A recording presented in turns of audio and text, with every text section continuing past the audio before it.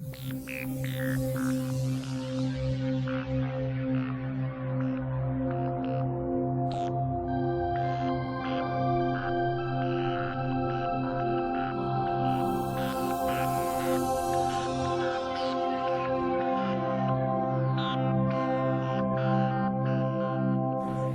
I want you to turn to the person sitting next to you,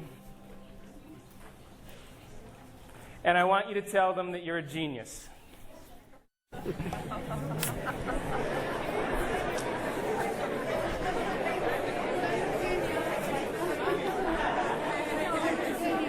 on. All right.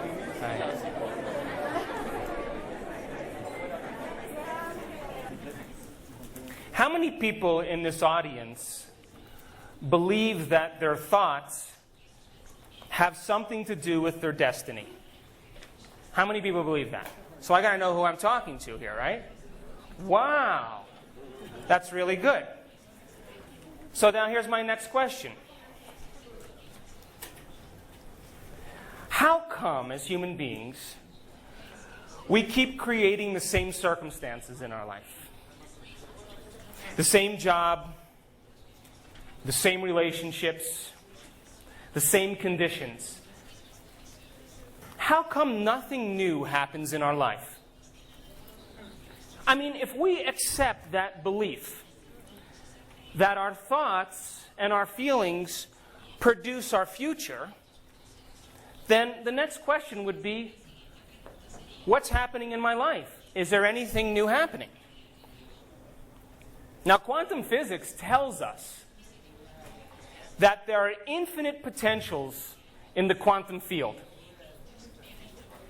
In other words, there are innumerable experiences that are waiting as possibility for every single person.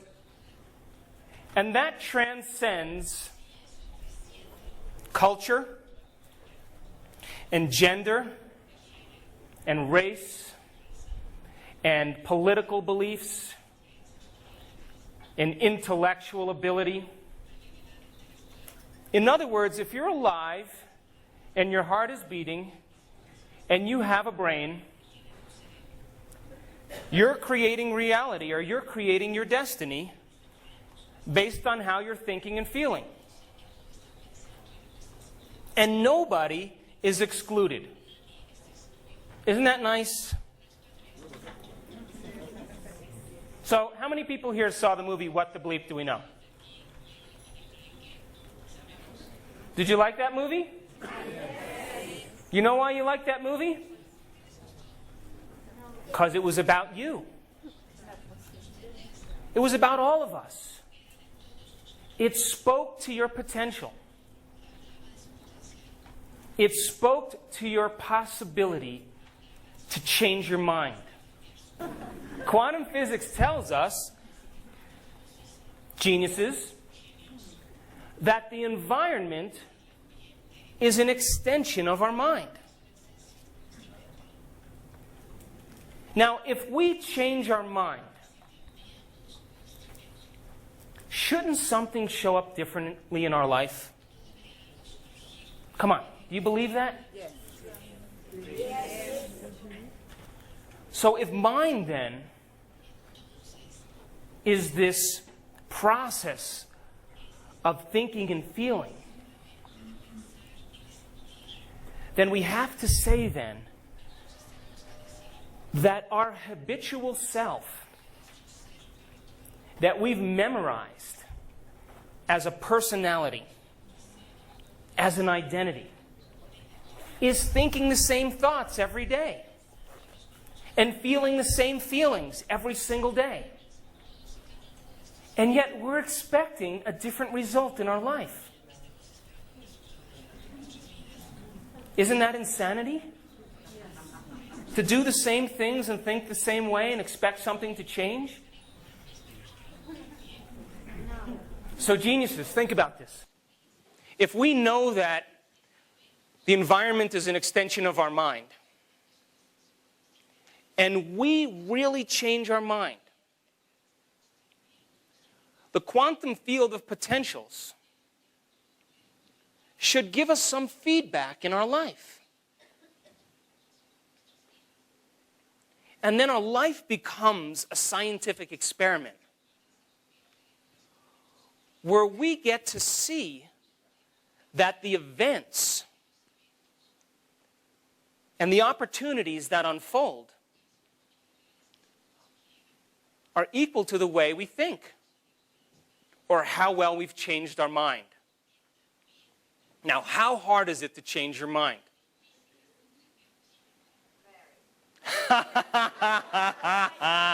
Now, I'm not talking about ordering chocolate ice cream instead of vanilla ice cream. I'm not talking about that. I'm talking about fundamentally mind, body, and soul. Now, every time you have a thought, you make a chemical. And if you have great thoughts, or unlimited thoughts, or happy thoughts, you make chemicals that make you feel great, or feel unlimited, or feel happy. In other words, this immaterial thing called thought activates certain circuits in our brain that produce chemicals that signal the body so that we can begin to feel exactly the way we were just thinking. And if you have a negative thought or an unhappy thought or a self-depreciating thought, in a matter of seconds you begin to feel negative or unhappy or unworthy. That's how fast it works. So the thought then, our thinking, turns on chemistry in our brain and in our body that allows us to feel exactly the way we were just thinking. Now, the moment we begin to feel the way we're thinking, because the brain is in constant communication with the body, we begin to think the way we're feeling, which then makes more chemicals for us to think the way we feel, and then feel the way we think, and think the way we feel, and feel the way we think. And this process of thinking and feeling and thinking creates a state of being. Then we say, I am unhappy, because I thought unhappy thoughts and I felt unhappy. And then once I was feeling unhappy, I started to think more unhappy thoughts, which makes me feel more unhappy. And this process of thinking and feeling and thinking creates the state of being, listen closely, in which we memorize an emotional state that we call our identity. I'm guilty. I'm suffering. I'm unworthy. I am insecure. And as this process of thinking and feeling and thinking continues, if we can't think greater than how we feel, we'll never change. And if feelings become the means of thinking, and we can't think greater than how we feel, we're caught in an identity. To change, to truly change, is to think greater than how you feel.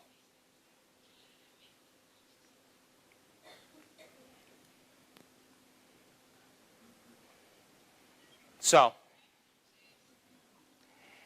imagine now. Let's suppose you were thinking and feeling and thinking guilty thoughts that made you feel guilty. Just making it up. And the moment you begin to feel guilty, because you're feeling guilty, you begin to think guilty thoughts because you're feeling that way, which then makes more chemicals for you to feel and then think and feel. And you do that, say, for, I'm going to be conservative, 20 years.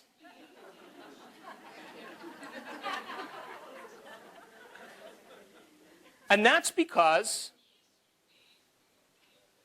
you inherited certain genetic patterns from your parents. Now, you know what you inherit from your parents? What they master emotionally. So if your mother was a master at suffering and guilt, because she was thinking and feeling and feeling and thinking, there's a good possibility one of the offspring are going to have those neurological circuits already patterned in place. Oh, no. But neuroscience and psychology tells us that's only 50% of who we are. That it's the environment, then, that we can shape and change our brains. That our genetics are the starting point in our life. But what if you're raised by the same people with the same emotional propensities? So we begin to think and feel because we're conditioned and we have the genetics in place to memorize the state of guilt and suffering. Have I lost anybody yet? No? Okay, so now let's pretend now you have this moment of enlightenment. And you say, today I stop. I'm not going to complain. I'm not going to blame. I'm not going to make excuses. And if you're Italian, I'm not going to have self-pity. I'm not going to feel bad. I'm going to stop. Basta. That's right. So now, you're no longer going to think the same thoughts that are going to make the same feelings. Right? You're going to say, I stop. So, 2 hours goes by, and you feel really good about yourself. But now the body, who's been conditioned over time to that cycle of chemistry for 20 years, the body, the cells of the body, have modified the receptor sites to make more room for the chemicals of guilt. And the cells of the body, they go like this.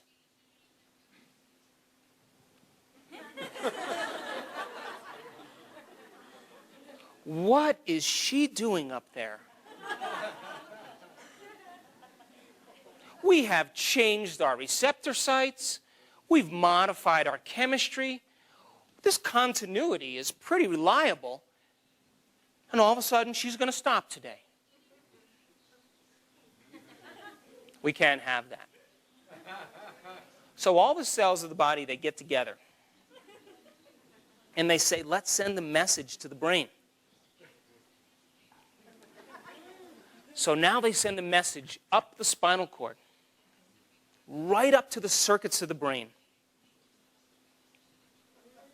I call that the fast track. Straight up. Now, at the same time, the chemistry of the body, the chemistry of guilt has lowered. Because you're not thinking and feeling the same way. So, values have lowered. And the thermostat in the brain, called the hypothalamus, says values are going down. We got to make more. So it starts to signal the thinking brain to start to think in its habitual ways. And then the next thing you know, you start to hear these thoughts in your head, the chatter. And it starts to say things like, you can start tomorrow. Tomorrow's a better day. Not today. Or how about this one?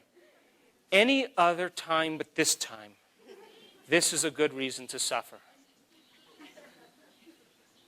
And of course, my favorite is, this doesn't feel right. And the moment we believe in that thought, the moment we listen to those sub-vocalizations in our brain, we immerse ourselves back into that automatic program and we return back to the normal self. Now, psychology tells us that 90% of who we are subconscious programs that we've memorized. 10% of our conscious mind is fighting against 90% of our subconscious automatic programs. So the person may consciously want to be happy. They may consciously want to be healthy. They might consciously want to be free. But the 20 years of guilt and suffering, the redundancy of those chemicals has conditioned the body to be the mind. And when the body becomes the mind, that's called a habit. A habit is when the body's become the mind. So the change then is to pull the mind out of the body and put it back in the brain. So, think about this. How many people here could, at some point in their life, couldn't consciously remember a phone number? And then they pick up the phone, they look down at the number, the keypad, and they go like this. And they dial the number. I mean, what's up with that? In other words, your conscious thinking brain couldn't remember it. But you practiced it so many times that your body knew better than your brain. Now, that is where our emotional reactions exist. That's where our personality and our behaviors stem from. Memorized automatic programs. And psychology tells us by the time we're 35 years old, the identity, the you and the me, the personality is completely formulated. Which means we have memorized a set of behaviors, a set of attitudes, a set of beliefs, a set of perceptions that are unconsciously programmed within us. So the person may consciously want to be happy, but their body has been conditioned to be the mind, and it's conditioned to be unhappy. So the mind and the body are in opposition.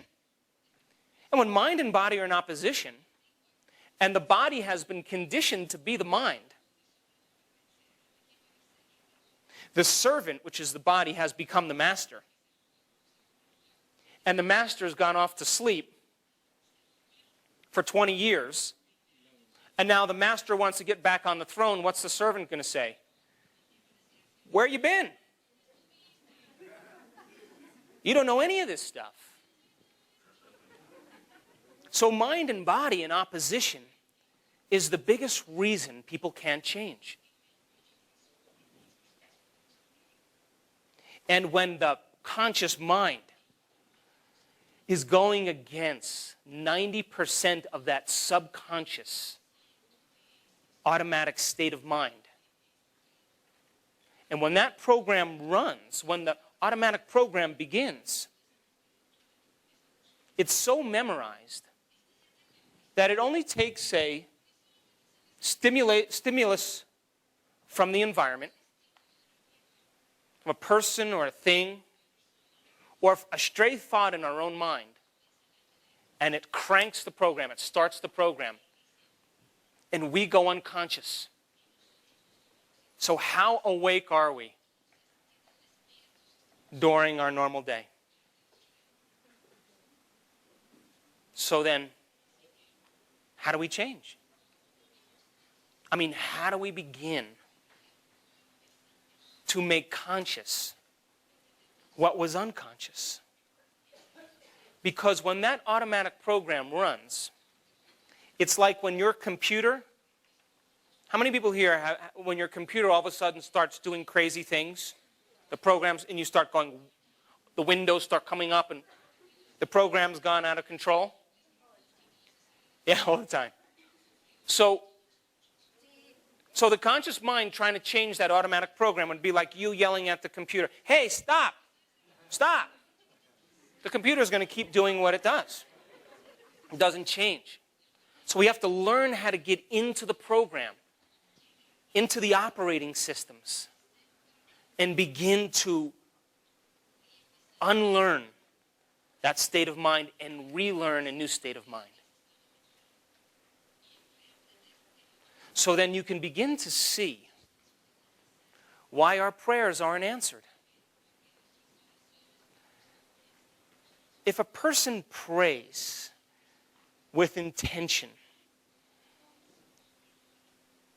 to be free with their mind, but their body has been conditioned to guilt, mind and body, their whole being is not in the prayer.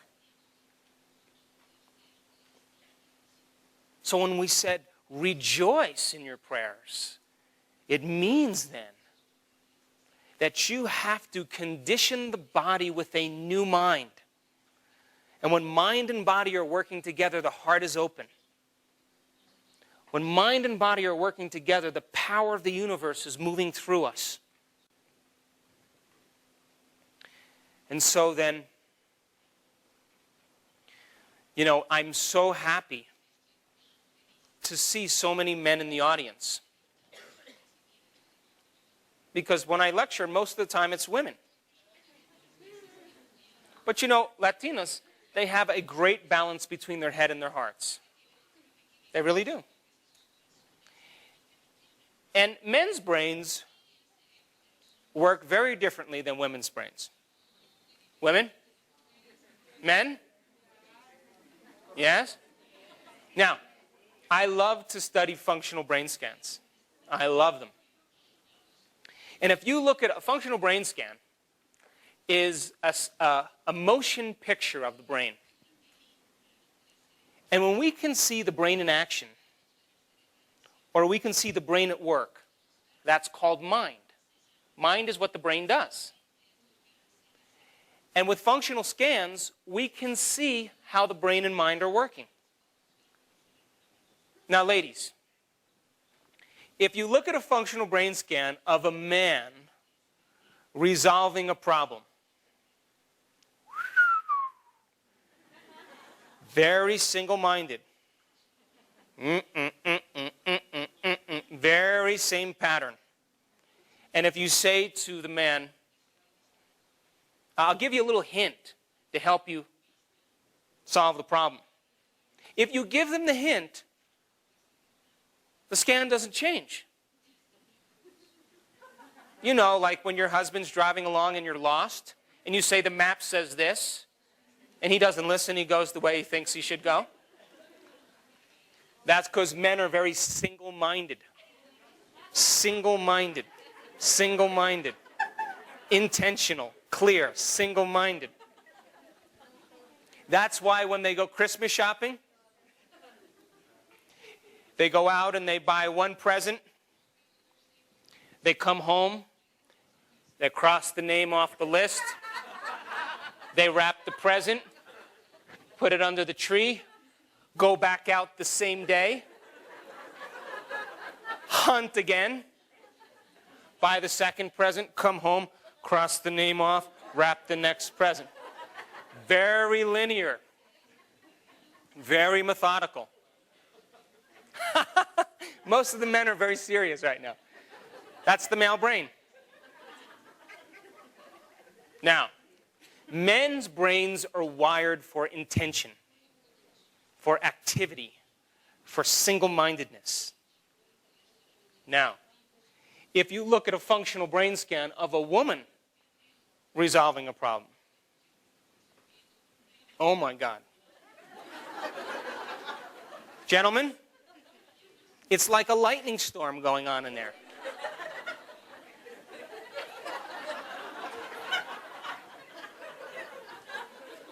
You know how women can change their mind 10 times in 1 second?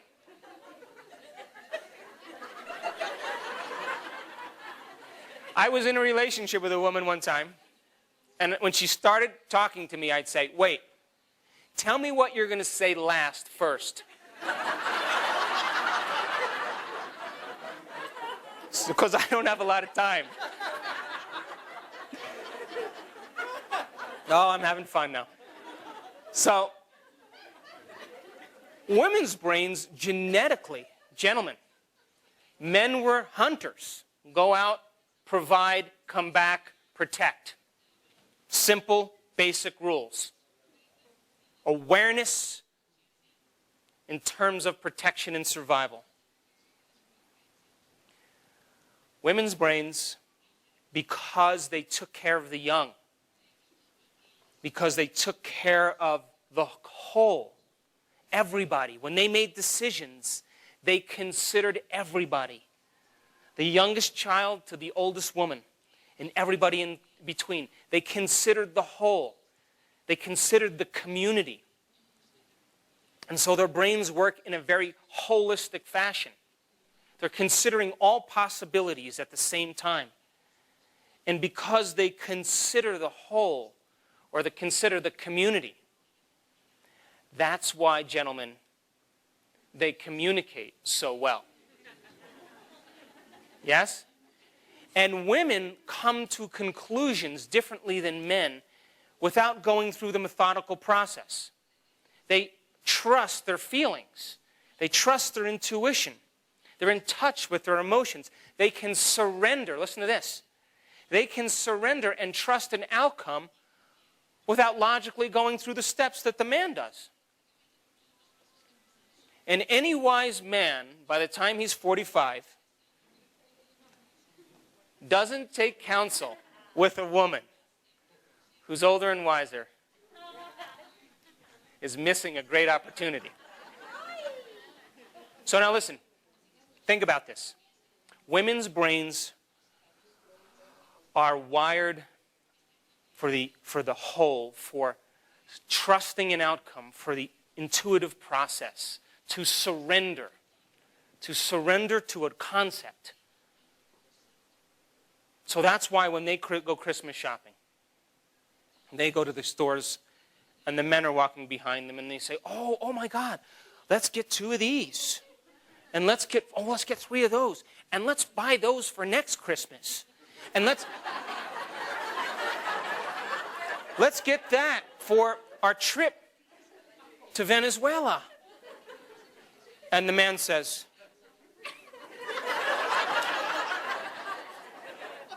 I'm going to go watch the soccer game. Come and find me.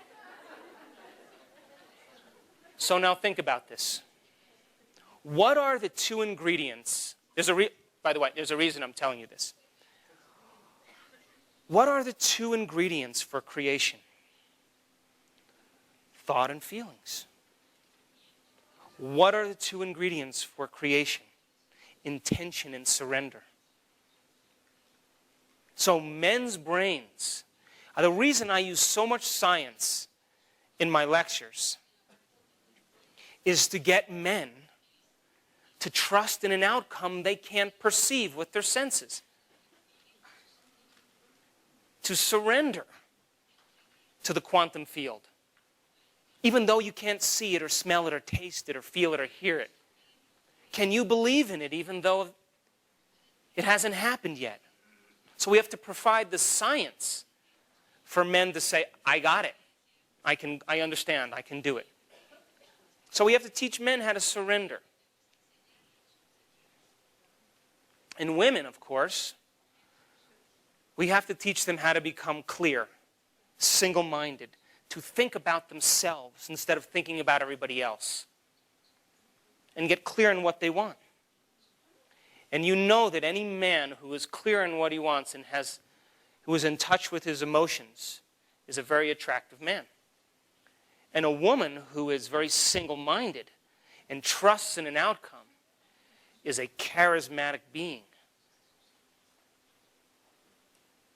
So it takes two ingredients. And the reason we know that, because there was an experiment done a ways back where they took DNA, you know DNA? And they put DNA into a vial. Now, this is for the men. And they said, we want you to intentionally, in your mind, these were with a group of skilled people who could pray. And by the way, prayer is a skill.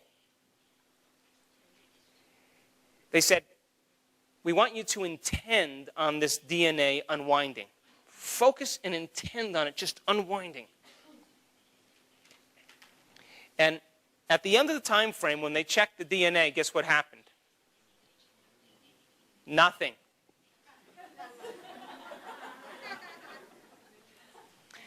Then they took a group of people and they said, listen, we want you to move into an elevated state of joy and emanate goodwill and inspiration.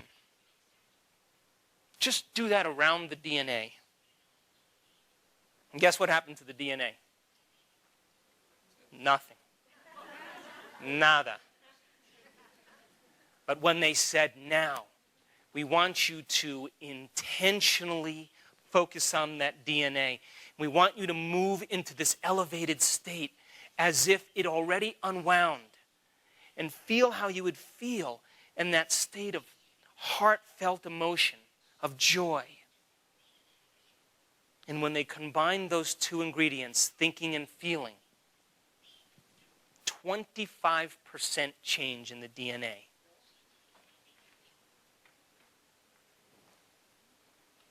So what are you thinking and what are you feeling every single day? Because your thoughts are the electrical field that you produce. That's intention. And how you feel is the magnetic field that you produce.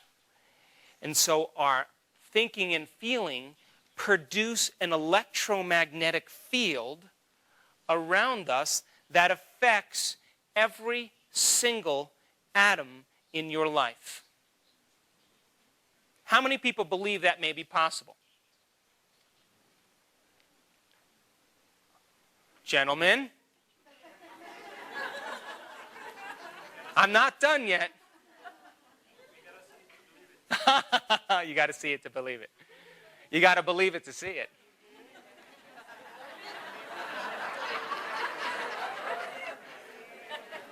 Now, I'm teasing him, but you know what? Our repetitive thinking and feeling, our repetitive behaviors, the concept in neuroscience. Are you guys still geniuses? Come on. Still geniuses? The concept in neuroscience says nerve cells that fire together wire together. So your repetitive thoughts and your repetitive actions, your behaviors and your intentions force neurons to fire and develop long-term relationships. So if you're thinking the same thoughts and performing the same actions every single day, could you understand how the brain would become hardwired into a certain pattern? 20 years of thinking and feeling and behaving the same way, the neurons become very finite set of circuits. When someone says you're thinking in the box, you're not thinking any other way but the way you typically think. So then to think outside the box is to force the brain to fire in new sequences, in new patterns, and in new combinations. The concept in neuroscience is called neuroplasticity. And what is the main ingredient to make the brain begin to fire in new patterns, to begin to think outside the box? The main ingredient is called knowledge. Learning. Every time you learn something new, you make a new connection in your brain. Learning is making new synaptic connections. Remembering is maintaining or sustaining those connections. So would you agree then as a genius that if you're making new connections, learning new things, wouldn't you agree that those new circuits you could use to make the brain fire in new ways?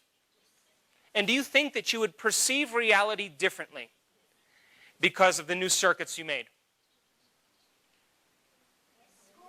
So I want to play a little game with you. Imagine I put up on the screen there a picture of a Monet painting. And I said, "Isn't that a beautiful painting?" And you would all say, beautiful, beautiful. And if I took that painting and I took it down off the screen, and I said to you, guys know anything about Monet? Do you know that he spent his whole life trying to see things differently? He was fascinated with light. He loved the light first thing in the morning, and he loved the light at sunset. And he tried to capture that light in his paintings so that when people saw his paintings, they would begin to look for it in nature and appreciate nature. And he was known to say things like, "The bridge and the wisteria are one and the same." And as a child, his family owned a textile mill. And he would sit and watch the two fabrics come together. And he would trance on how they would form a pattern. And he wanted to paint that way. And as he got older, he developed cataracts in his eyes. Thick protein coating over the lens. And when he looked at the light, the cataract diffused the light. So he started to paint exactly what he was seeing in those impressionistic patterns. And when he was in his elder years, the doctor said, "Listen, you have cataracts. We can take those cataracts out." And he said, "Are you crazy? I spent 45 years of my life trying to see this way."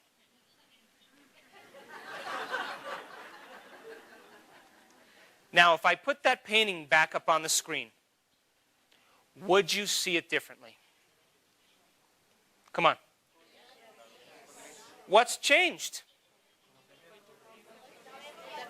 Your mind changed. You made new connections, and because you made new connections, your brain is firing in new patterns, new sequences, and new combinations, and you're perceiving what always existed, but your brain wasn't wired to perceive it. Now, do you think you perceive reality based on how your brain is wired? What's the difference between the wine connoisseur and the person who drinks wine out of a box. The wine connoisseur had learned about wine. He experienced and paid attention to the flavors. He looked for the tannins in the oak. She smelled the aroma. And every time they associated that smell with that taste, with that wine, they were enhancing the circuits and connections. And the person who drinks box of wine doesn't care about the taste. They want the high. And if you gave that Cabernet Sauvignon to the box of wine person, they don't have the circuitry to perceive reality the way the connoisseur does. Now, the person who lives in guilt and the person who lives in suffering, their circuits have fired and wired together to form a community of neurosynaptic connections, just like the wine connoisseur, more intricate circuits. In other words, their brain is a reflection of their mind. So would you agree then that the person who reads Braille, who's blind, and their two fingers is where their mind is? And they've fired and wired the same set of circuits in these two fingers mapped in this part of their brain over and over again, so well that more of that real estate in that part of the brain is for those two fingers. And if you did an autopsy of the Braille reader's brain that's correlated with these two fingers, more enriched connections. Because as we fire those circuits over and over again, over and over again, over and over again, there comes a moment where this chemical is released that causes neurons to develop a long-term relationship and sprout new intricate connections, more densely packed jungle of neurons. So then the brain is the reflection of the person's attention, intention, repetition, and learning, and instruction. So if the person is insisting on guilt, thinking the same thoughts and performing the same actions, would they have a more densely set of neurological circuits that's related to how they're thinking and feeling? So then here's my next question. If you accept that you perceive reality based on how your brain is wired, do you think you perceive reality based on how you're emotionally feeling? You do? You know, they did an experiment where they took a group of people, clinically depressed. And by the way, depression is so high in the United States right now. But you take a group of depressed people and you show them equal pictures of a wedding scene and a funeral scene. And then you call them into the lab a couple hours later. And you say, which slides were there more of? Wedding or funeral? They all say, oh my God. There are way more funeral scenes. If you show those same slides, equal slides, to people that are well-adjusted and happy, and call them into the lab an hour later, they see more wedding scenes. So we perceive reality based on how our brain is wired and how we emotionally feel. So we're back to thinking and feeling again. Now, how many people here know someone who, now, I'm taking a chance, who has mastered suffering? Come on, I had an Italian grandmother. I know this one really well. Listen, when my Italian grandmother said the rosaries, I thought there was a war coming or something. It was a very intense moment. I thought she was having a heart attack or a seizure or something. She was praying and suffering at the same time. And I don't know where I'm going. By the way, I grew up thinking Jesus Christ was Italian until I was in 4th grade.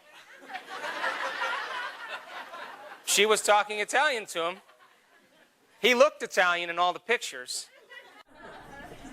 So you know someone who's mastered suffering, right? And my definition of mastery is when our internal chemical state is greater than anything in our external world. We've memorized the emotional chemical state, and nothing can change us. So you know someone who's mastered suffering, right? How do we know that? Because you say to them, hey, did you read that book that I gave you? No. Did you watch that DVD? No. Hey, listen, we're going to go out to dinner. We're going to do a little dancing. We're going to go see some comedy. We're going to walk down the road and have some ice cream, and then we're going to meet up with some friends. You want to come? No. I've memorized this emotional state, and nothing in my environment, no person, no event, no experience, no condition, no thing is going to move me from this internal chemical state. That's mastery. Now, we have 3 brain systems in one. 3 brains that allow us to go from thinking to doing to being. And because we have these 3 brain systems, that person moved into a state of being so well that it is now an automatic subconscious state of mind. And that internal chemistry is so memorized that nothing can move them from it. And because we have 3 brain systems in place that allow us to go from thinking to doing to being, we can master an internal chemical state of joy. And we can insist on joy just as well as the person who suffers insists on guilt. And we can memorize that internal chemical state so well that nothing from our external environment can move us from it. Because the first brain that we have is the thinking brain. You're listening to me right now with your thinking brain. And as you pay attention, and as you begin to think in different ways, you're reinforcing circuits. You're learning philosophy and information. But that's not enough. We have to apply what we learn. We have to personalize it. We have to demonstrate it. We have to teach the body what the mind has intellectually understood. And when we get the body involved, when we modify our behavior, and we have a new experience, that new experience produces a new emotion. Because the end product of every experience is called an emotion. And feelings and emotions help us to remember experiences better. They tag the experience as important. You remember catching that fish off the coast of Cancun? You remember that surprise Christmas present? You remember your first kiss? All right, maybe your first You remember where you were on 9/11? You remember these things because something from the environment, some stimulus from the environment, produced some internal chemical change. And this external thing that produces some internal chemical change, you pay attention to. You say, what is this that's producing this feeling? Oh, it's that person, or it's that event, or it's this thing. And the identification with that external thing, with this internal change, says that's a memory because it's an event in and of itself. So now, with the new experience, in the midst of the experience, everything we're seeing and smelling and tasting and feeling and hearing, all of our 5 senses are sending information back to the brain through 5 different pathways. And it's causing gangs of neurons to string into place and to release chemicals. And those chemicals signal the body so that you can remember the event. So now we're conditioning the body to learn what the mind has intellectually embraced. Now we have 2 brains working together. The emotional brain, the limbic brain. Now, to get people to go from thinking to doing is like herding cats. Because most people, they want to stay locked in that intellectual realm. So let's just say you read a book on compassion by the Dalai Lama. And now you decide that you got some knowledge and you're going to forgive your mother-in-law.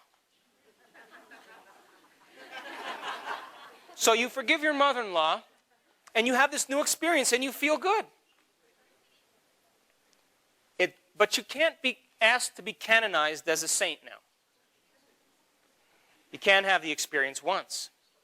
You have to be able to repeat the experience over and over again, over and over again. You got to make it look natural and easy and second nature.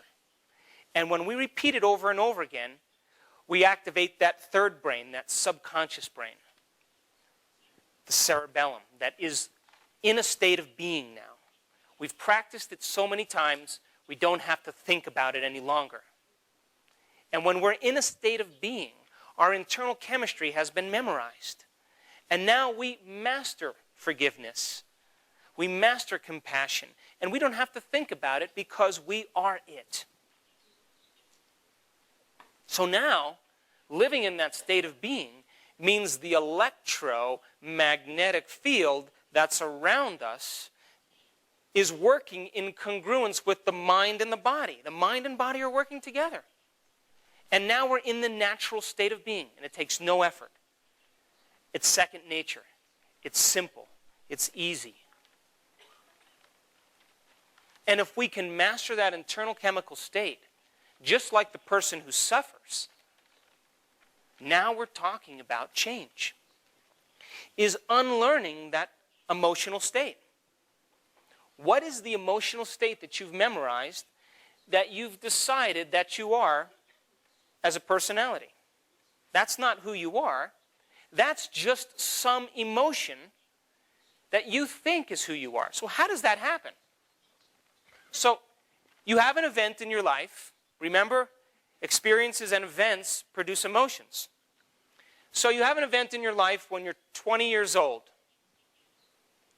And I don't know, I'm making this up. Your husband leaves you with 3 children. Okay? Now, that event produces some very strong emotions, right? And those emotions activate the primitive nervous system of survival, the fight or flight nervous system. And those chemicals of survival have us act in very predictable ways, bring up the negative emotions of fear and anger and hatred. You ever notice that when you're angry, you're frustrated? When you're frustrated, you hate. When you hate, you judge. When you judge, you're jealous. When you're jealous, you're envious. When you're envious, you're insecure. When you're insecure, you're competitive. When you're competitive, you're self-centered. When you're self-centered, you're important. When you're important, you're arrogant. Same chemicals driving the brain for thoughts and behavior. But did you ever notice that when you're in love, you're happy? When you're happy, you're allowing. When you're allowing, you're unconditional. When you're unconditional, you're inspired. And when you're inspired, you've got great ideas, and you don't hold on to things any longer. New chemicals driving our thoughts and driving our behaviors. So geniuses. The event happens. You're abandoned now, and you emotionally feel that feeling. Now listen to this. What people don't know is that as they remember the event, 2 years later, every time they remember the event, they produce the same chemicals in the brain and the body as if the event was happening. So your memory of the event signals the body. Suffer. Suffer. Suffer. Suffer again. Suffer, suffer, suffer. So the redundancy of that, it goes event, produces memory. The memory then has an emotion that attached to it, and that emotion is called a feeling. So then every time the person thinks of the event that produces the memory, it reproduces the feeling of suffering. And they do this for years. The thought, the memory, the suffering. A year goes by, forget the thought, just the memory and the suffering. The memory and the suffering. The memory and the suffering. Forget the memory. Let's just suffer. That's who I am. So who are you? You say, who are you? Oh, let me tell you who I am. I'm the person who's suffering because my husband left me with 3 kids when I was 20 years old. And I'm going to tell you all about it. And as I tell you all about it, I'm going to work myself up into this state so that I can reaffirm my identity.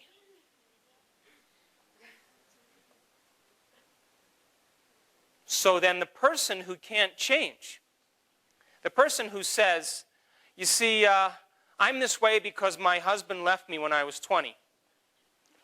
What they're really saying is, I can't overcome my attachment or my addiction to this emotion. I can't get it off me, and it's so part of me that I'm going to tell you why I can't change. It's because of this event. Is that it's not the event. It's the emotion. And when we overcome the emotion, and we have a healthy life, and a new marriage, and a great lover that we never knew we could have, and someone who's self-supportive, and has brilliant ideas, and is not needy. Oh my God, you think you care? You say, I'm so glad my husband left me. Because I got something great now. But the person who holds on never has the experience. Now, let's play a little bit, all right? Let's suppose, by the way, you're a great audience, I want to say that. So great, so great, so great.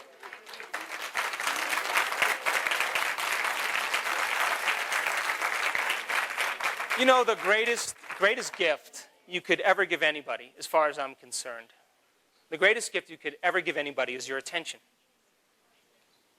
How often do we give